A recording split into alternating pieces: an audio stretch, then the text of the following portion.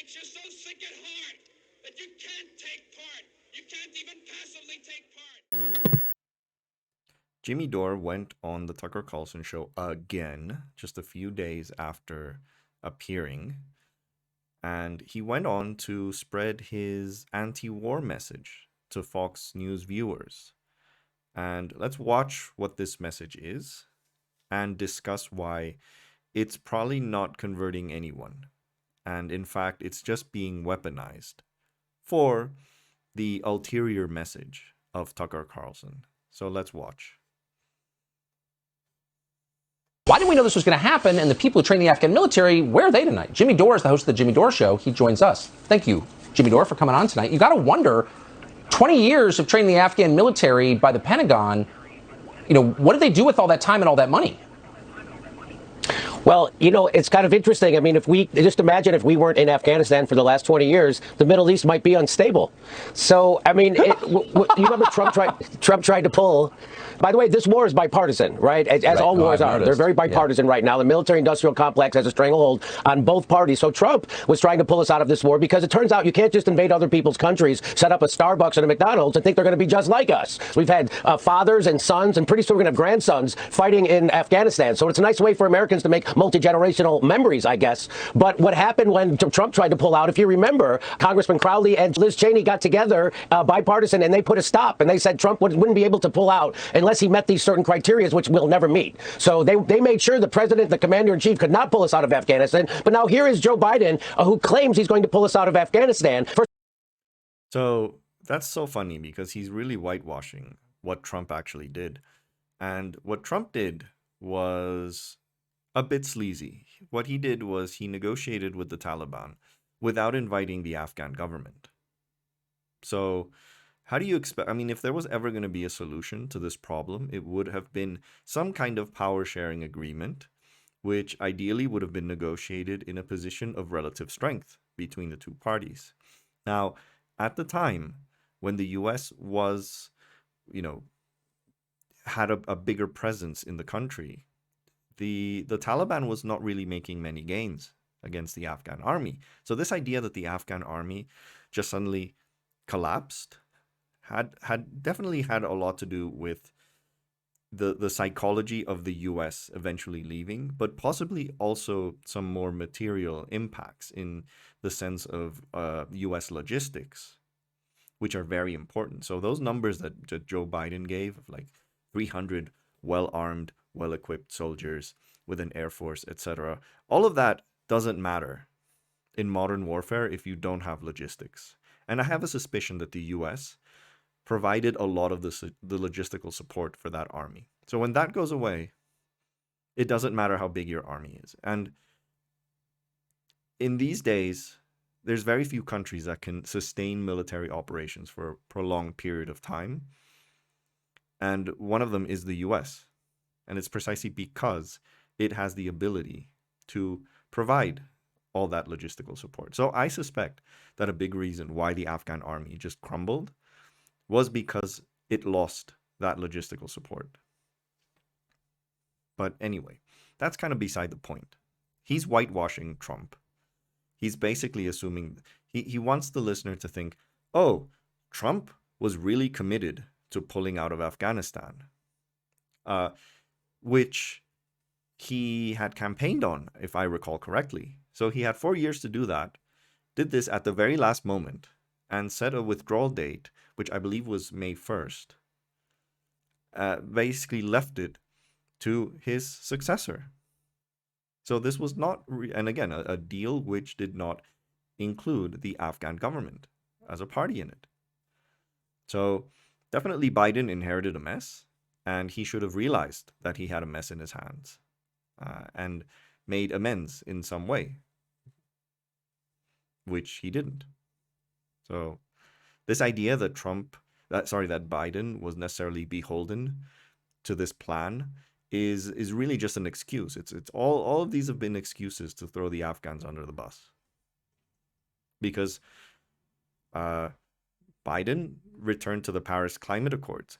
Biden stopped constructing the border wall. So in all these things, Biden clearly was not beholden to what his predecessor left him. So this is just an excuse. But anyway, what Jimmy Dore is doing is he is whitewashing Trump. First of all, as soon as he announced it, he started ramping up the bombing. I don't know if you know that. He bombed Shahid Anwar Khan High School and a health clinic that killed 20 people, a lot of them women and children. So he's ramping up the bombings as he's saying we're pulling out. And I don't know what that is, if that's dementia or what, but that's the guy who's ordering the strikes. That's happening right now. So here's how Jimmy Dore and all these anti-war dipshits, they like to give the impression that pulling out of Afghanistan changes nothing, because the U.S. is still bombing other countries. It's bombing Somalia. And it has been bombing Somalia. I think there's been now 3 separate airstrikes in the last couple of weeks. And that is not good. The U.S. should not be bombing Somalia. I want to be absolutely clear about that. But what he's basically saying is that somehow this is, a series of airstrikes conducted in Somalia is equivalent to the military operations that were going on in Afghanistan, like the same intensity, the same scale. And that is complete BS. And the intensity of the conflict in Afghanistan was obviously not being reported on a daily basis. There were airstrikes in Afghanistan on a daily basis. There was combat on a daily basis. In fact, the Afghan army has suffered something like 60,000 dead in the last couple of years. So this idea that they weren't fighting is also complete BS. So Jimmy Dore just wants to give the impression that the US is basically undertaking many Afghanistans all over the world, and that it's withdrawing from Afghanistan and it's going to continue doing that in other countries with the same intensity, which is just objectively false. They increased the military budget. So why is Joe Biden being allowed to pull out of Afghanistan? Well, because he's agreed to start bombing in Somalia. I don't know if you know that's happening. Joe Biden is now bombing the poorest people in Africa. Like 40% of the country are nomads. And Joe Biden is now bombing Somalia. So now he's occupying a third of Syria right now. So he's just... That's also patently false. So Kurdish forces have occupied about a third of Syria. They are US supported. That does not mean that the US is occupying a third of Syria. Any more that it is true that Russia is occupying the other 2/3 of Syria. Because under his logic, then that applies as well. But you will never hear criticism of Russia from Jimmy Dore or any of his dipshit followers, ever. I say this with the experience of countless Twitter debates with these idiots. They are pathologically incapable of criticizing Russia. Like, any debate with these people ends the moment that you demand that they give an opinion on what Russia does. That's when they disappear. Because they can't do it. They physically can't do it. So this idea that they're really anti-war and anti-imperialism is utter bullshit. They are only anti-war and anti-imperialism if the US does it. But then all the other countries, the ones that all these Twitter tanky dumbasses, the flags that they put on their Twitter handles, when they do all these horrible things, that's fine. Switching his imperialism. And I really appreciate you giving me a chance to come on and talk about this, because they'll never stand up against imperialism at CNN or MSNBC or anywhere else. So I just want to say thanks for that. And what we need right now is a real anti-war movement to rise up in America to stop these wars. They gave Joe Biden Yeah, it's going to start in Fox News. Yeah, right. The Fox News viewer is only anti-war because there's a Democrat in office. For the exact same reasons that the average Democrat viewer was anti-war when Trump was in office. The American political, the American electorate is a partisan. All those dipshits on Twitter are partisan hacks. They only care if their side is doing it. So this is, again, this idea that he's like converting people is wrong, is just utterly wrong. The average Tucker Carlson viewer is probably anti-war because Tucker is passing himself off as anti-war, and because these people are far-right populists who care more about, they genuinely don't care. A lot of them don't care at all about what happens in the world. They want that money to be spent building a border wall instead. That's really what they want. That's why they're anti-war. extra $25 billion to do war. I thought we're getting out of Afghanistan. Why does it need an extra $25 billion? And let's remember how much $25 billion is. $20 billion, they say, could end homelessness. So we just don't have the political will. Every pothole, those $25 billion worth of bombs make in another country is a pothole that's not getting fixed in America. We can bomb everywhere in America, but we can't feed our own people. I live in a democratically controlled state that's got a Democratic governor, and we've got people living under every bridge in California. How about we start spending some of that money back here at home? I agree with you 100%. Jimmy Dore, great to see you tonight. Thank you. I agree with you 100%. That is why Jimmy Dore gets recurrently invited to Tucker Carlson. Not because he challenges conservative talking points. It's because he agrees with them. That's why there's a symbiosis here. Jimmy Dore goes on Tucker Carlson and draws in right-wing fans. And if you look at his followers, a lot of them are incredibly racist. They're also vaccine skeptic or outright anti-vaxxer. They share a lot of talking points with the far right. And it is legitimizing for both of them.